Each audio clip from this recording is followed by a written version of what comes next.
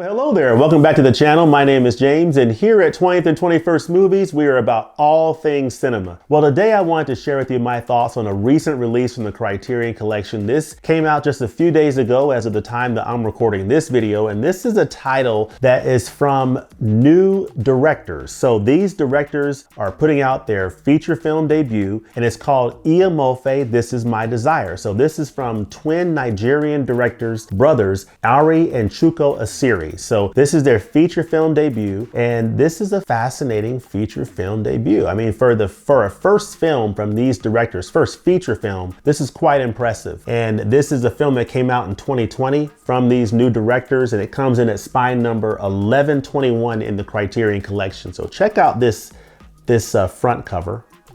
Very colorful and interesting. This is a Nigerian film from these directors.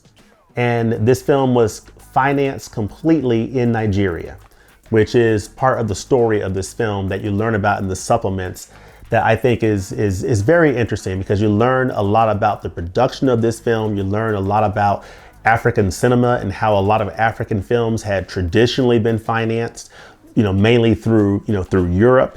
And this particular film was financed entirely through Nigerian channels, and that is something to take note of in this title. And this is a very impressive feature film debut from these twin brother directors. So let me read the back of the Criterion case. It says, Eyimofe, This Is My Desire. This revelatory award-winning debut feature from co-directors and twin brothers Arie and Chuko Esiri is a heart-rending and hopeful portrait of everyday human endurance in Lagos, Nigeria. Shot on richly textured 16mm film and infused with the spirit of neo-realism, Eyimofe, This Is My Desire traces the journeys of two distantly connected strangers, Mofe, Jude Akuwadiki, an electrician dealing with the fallout of a family tragedy, and Rosa Tami Ami Williams, a hairdresser supporting her pregnant teenage sister as they each pursue their dream of starting a new life in Europe while bumping up against the harsh economic realities of a world in which every interaction is a transaction. From these intimate stories emerges a vivid snapshot of life in contemporary Lagos, whose social fabric is captured in all its vibrancy and complexity. So that is a very apt description of what this film is all about. It really encapsulates this film very well. You have these two characters sort of leading these parallel lives, and you see their lives intersect at a certain point, but you don't really understand the significance of it at that time. But it's just a fascinating take on these two people going through the struggles and the tragedies in some cases that they're dealing with. They're living in Lagos, Nigeria, and you really feel like you're in a time and a place in this setting. This kind of gave me a similar feeling to Round Midnight that I recently reviewed, where you sort of feel like you're in Paris, France. You really get sort of enveloped in that environment.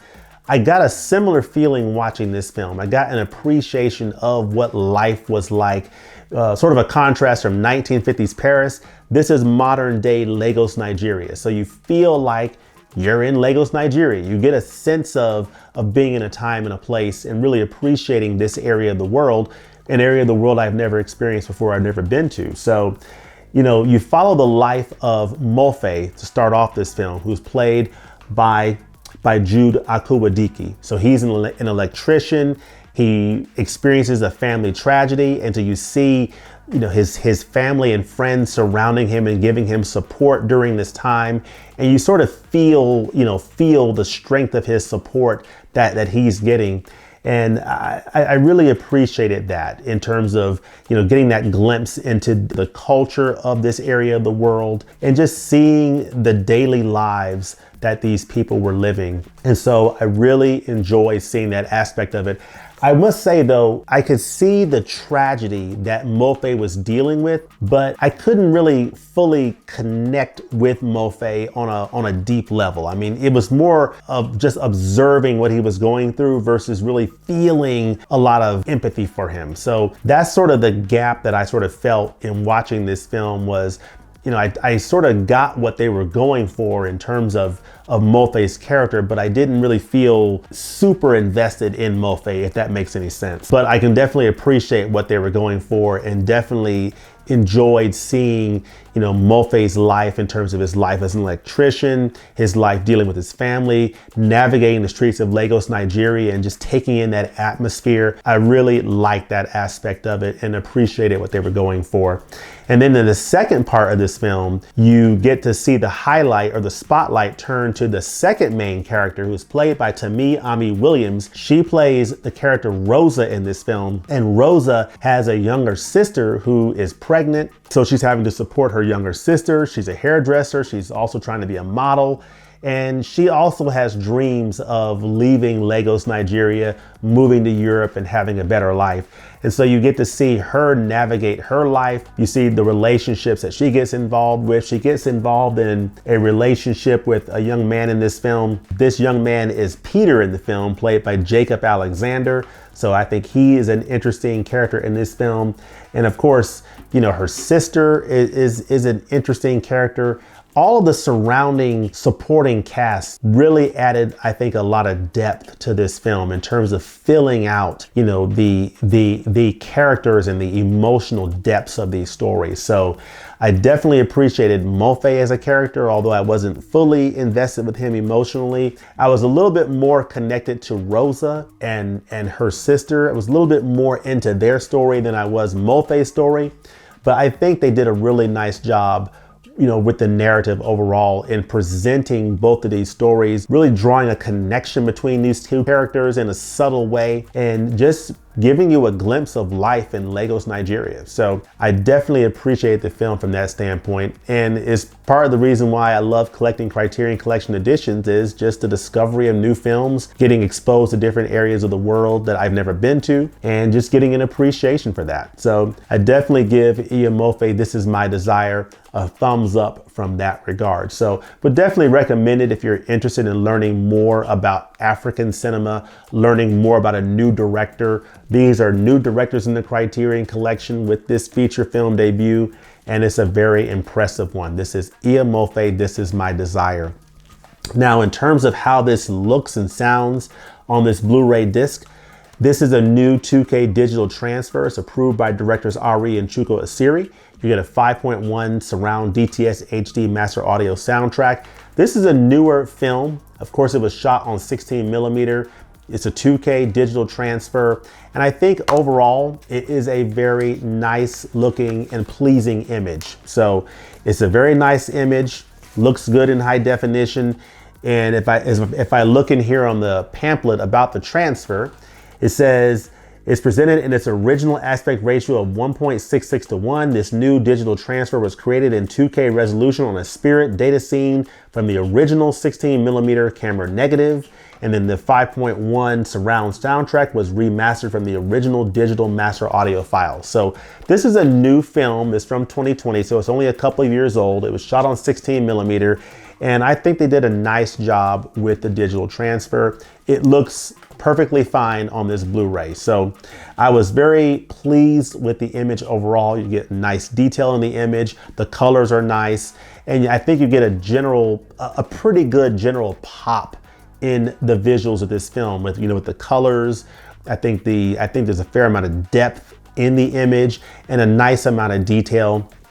And overall, very nice Blu-ray presentation. So I would definitely give it a double thumbs up from a presentation standpoint. I think it sounded really nice with that 5.1 DTS surround HD master audio. I think it sounded just fine. I think you'll be pleased overall with the high definition image on this disc, and the sound comes across very nicely as well. So double thumbs up on that. As far as the special features, I think there are a few nice features on this disc. You do get a new conversation with the directors, moderated by filmmaker Betty Gordon. So you get to hear directly from Arie and Chuko Esiri and their experiences making their first feature film. So I think that was great. You get an interview with producer Melissa Odeyemo, which was very informative because she was a producer, so she was heavily involved in raising the financing for this film and, you know, raising the financing within Nigeria for this film. So she talks a lot about that. And she talks about the sort of the contrasting styles of the two brothers. So the differences between Arie and Chuko is something that she talks about in this film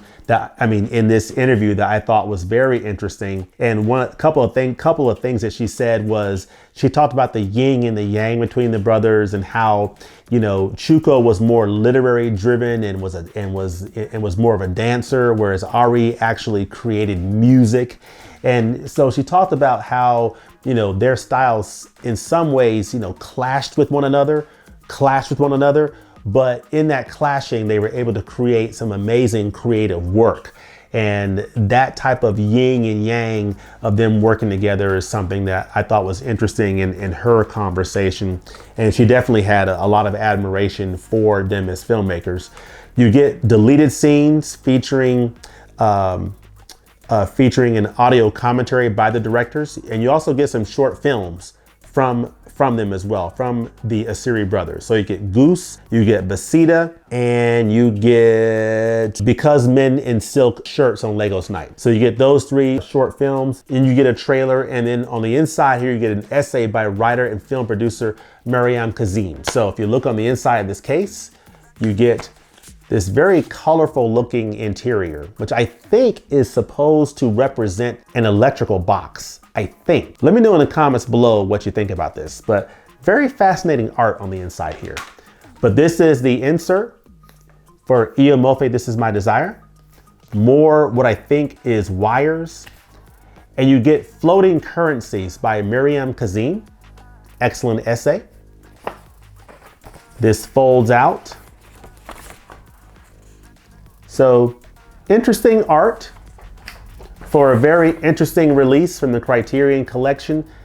Again, this is an example of just another discovery. I had never, of course, this film is a very recent film, but I had never heard of it. I did not hear about it when it came out, but it's a film that I'm very happy that I've picked up, that I've seen, that I've experienced going through the special features.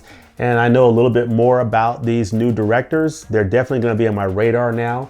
And I'm glad I've seen Eyimofe, This Is My Desire. But let me know in the comments below if you've seen this film. If you have, what do you think about it? And also let me know what other releases from Criterion are you looking forward to for the remainder of the year? What other releases, or not remainder of the year, that we have heard that have been announced to date? What other releases are you excited about from Criterion? Let me know that in the comments below. I know I'm looking forward to Double Indemnity on 4K coming out in just a few weeks. Let me know in the comments below what titles from Criterion you are most looking forward to over the next few months. Let me know that in the comments below. As always, thanks for watching, and we'll look forward to seeing you next time at the movies. Peace.